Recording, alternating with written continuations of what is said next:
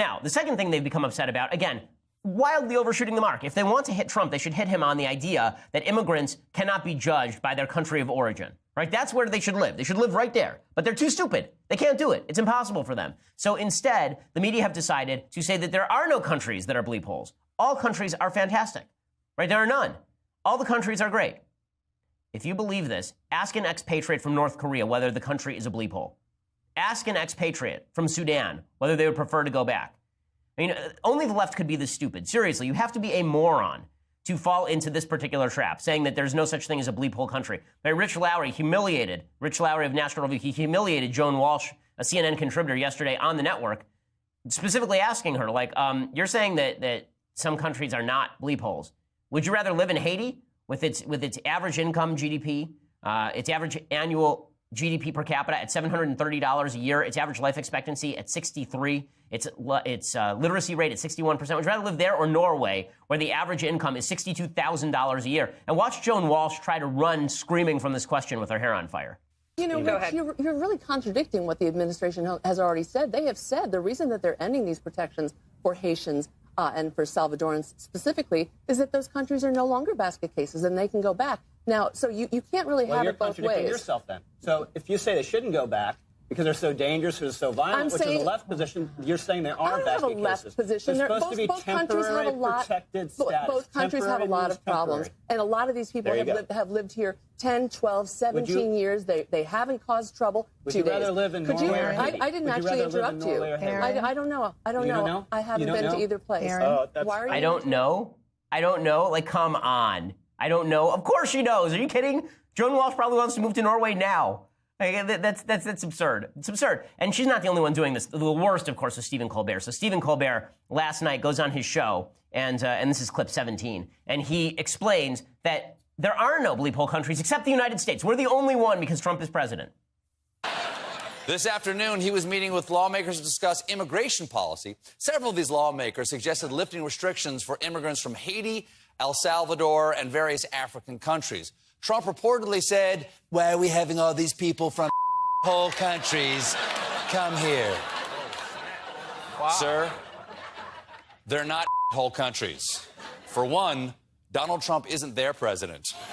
Okay, stop it right there. The idea that this is going to win Democrats' elections, are they insane? This is going to be their pitch? That Haiti's not a bleep hole, but the United States is a bleep hole because Trump is president? Like, what? This logic escapes me. Again, there's plenty of ways to hit Trump over these comments and plenty of reason to do so. But to live in the nobody's a bleep hole country except for the United States, I mean, good luck with that one. Good luck with that one. Also, there is something a little bit contradictory about the idea that people have to escape bad countries to come here, but we won't label the country bad in the first place, right? So Anderson Cooper yesterday talks about how he's been to Haiti and he's helping Haitian children.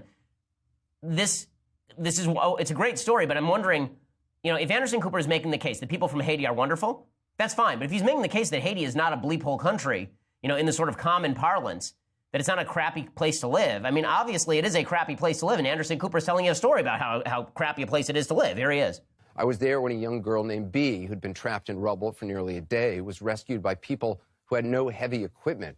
They just had their God-given strength and their determination and their courage. I was there when a 5-year-old boy named Monley was rescued after being buried for more than 7 days. Do you know what strength it takes to survive on rainwater buried under concrete? A 5-year-old boy buried for 7 days. Haitians slap your hand hard when they shake it. They look you in the eye. They don't blink. They stand tall, and they have dignity. It's a dignity many in this White House could learn from. Okay, so I totally agree with everything that he's saying about Haitians. I know a lot of Haitians who are just wonderful, wonderful people. People who immigrate to this country, by and large, are wonderful people who are coming to make the country better. But if your argument is that Haiti is a great country, Haiti is not a great place to live. Okay, you just talked about a kid who was buried for 7 days under rubble. That doesn't happen in the United States. We don't get that in the United States on a regular basis. We don't have tens of thousands of people who are buried under rubble when an earthquake happens. Because America is a better place to live than Haiti. America is a better country than Haiti. Okay, and I mean that by government. It's a better governed country. And I mean that in terms of whatever cultural attributes lead to a bad governance there. That's not to suggest people can't come from Haiti and be wonderful American citizens. They can. But to suggest there are no differences between countries is just silly. It's just silly. And that's why I'm so bewildered by the tack that the media have chosen to take here. Now, in a second, I'm going to explain where the media are on more solid ground and how they are universal in their condemnation and where there's a possible read that is a little more vague than the one that they are espousing in just a second. First, on matter. People who are suggesting that Trump is a racist. So the list of people in media who are saying that Trump is racist for saying this it's endless, right? It's a very, very long list. So here's just a quick montage of everybody in the media suggesting that President Trump is obviously a racist for the stuff that he said. The President of the United States is racist. If it's accurate, it confirms what I've said on this show before. Donald Trump is a bigot. Yes, he speaks in a racist way. It just shows that, the president has racist views. Let's be real clear. This is the most racist, bigoted Al Sharpton, my God, comments that we've heard a president make. But it doesn't make what he said any less ignorant or any less racist. Not racial, not racially charged, racist. Let's not kid ourselves.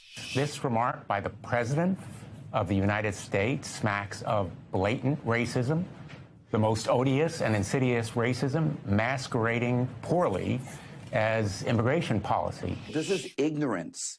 This is ignorance to speak in such vile, racist terms. We can dance around it and not really put our finger on it, but the president seems to harbor racist feelings about people of color. Okay, and that last one is Jim Acosta. Of course, Jim Acosta is the White House press correspondent. He's not an opinion guy, right? He's supposed to be the objective news journalist. So there are a few things here. So as I have suggested, it is a plausible read that the President of the United States is saying that people from Haiti cannot properly immigrate to the United States because they are bad people because it's a bad country. That would be racist.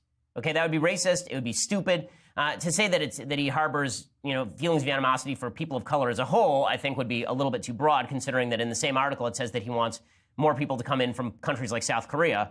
That's full of Asian people who are not white. But that said, yes, this is I'm not going to pretend it's not a plausible read. It is a plausible read. Mia Love, who's the daughter, I believe, of Haitian immigrants, she tweeted out her statement on this. She said, "The president's comments are unkind, divisive, elitist, and fly in the face of our nation's values. This behavior is unacceptable from the leader of our nation. My parents came from one of those countries, but proudly took an oath of allegiance to the United States and took on the responsibilities of everything that being a citizen comes with. They never took a thing from our federal government. They worked hard, paid taxes, and rose from nothing to take care of and provide opportunities for their children. They taught their children to do the same. That's the American dream. The president must apologize both to the American people and to the nations he so wantonly maligned."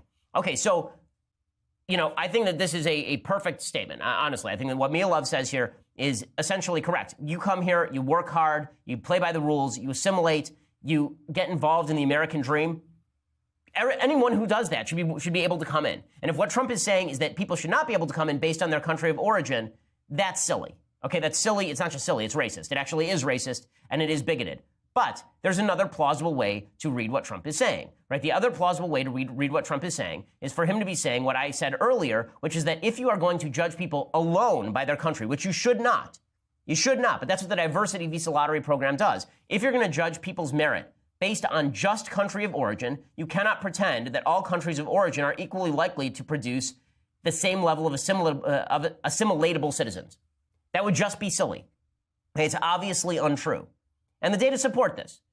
Right? There's a study from the Institute for the Study of Labor, December 2009. Ruth Uwaifo Oyelere of Georgia Institute of Technology and Maharuf Oyolala, the University of Vermont. And here are their findings. Okay, their findings are, although immigrants from South America, Canada, Oceania, and Europe use any form of welfare at the same rate as U.S.-born immigrants from Asia, Africa, Central America, and U.S. protectorates, those ones use welfare more. So if you're an immigrant from Asia, Africa, Central America, or U.S. protectorates, you use welfare more. And then they actually analyzed to see whether this was just based on the level of poverty that people are when they come over to the United States, if it's based on family size.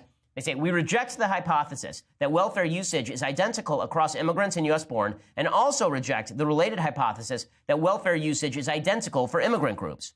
This result suggests that welfare usage is not affected by solely economic and standard demographics. This implies that culture, value, network information, or institution of groups might have a significant role to play in individuals' choice to use welfare.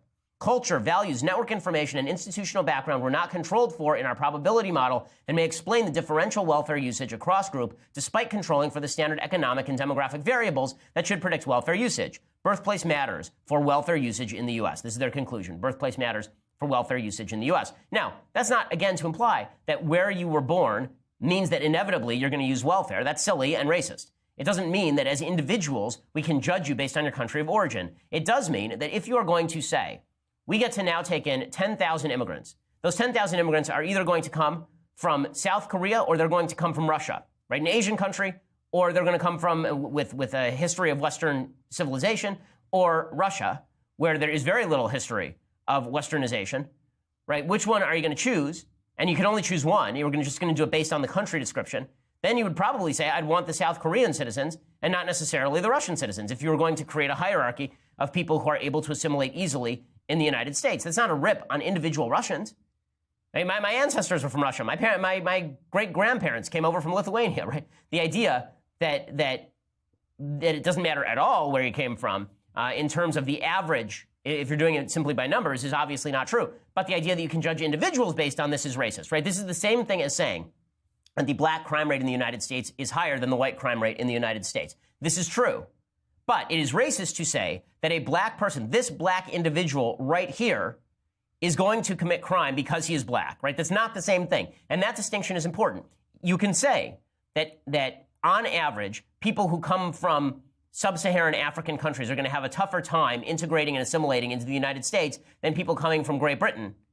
But that's not racist. But it is racist to say this particular person from Sudan cannot assimilate because they're from Sudan. That's racist, okay? So that distinction makes a difference. And I don't know that Trump knows enough to actually make that distinction. I don't know if he does. Maybe he doesn't. I mean, the implication, as I've said before, his history shows that he said stuff like a Mexican judge, meaning a judge who is descended from Mexican parents, right, can't properly judge his case because they're Mexican. Like, there are cases where Trump has sounded really bad and racist. And if you read these comments in the context of those comments, it's hard to avoid the conclusion the media want you to draw. But I would like more evidence on what actually happened in this conversation, because all I'm hearing is secondhand. I don't have a full transcript in front of me, and I am shy of jumping on the media's account of a secondhand conversation that was being related by Democrats. I think that to do that would be unfair. I hope that I would hold the same standard for the Obama administration or for any other politician, for that matter. So, again, should Trump have said this? No. Should he clarify what he meant? Absolutely. Should he walk it back as much as he can? He absolutely should. But the left's suggestion that there's no such thing as a bleep hole country is silly. The left's suggestion that they're angry because he cursed is silly. And the left's suggestion that the only way to read that comment is simply in terms of Donald Trump is saying that every immigrant from Haiti is bad because they're black. I think that requires a logical jump, at least. Maybe that jump is real. Maybe that's what Trump is thinking. But there's a lot of mind reading going on, and I think that mind reading is not necessarily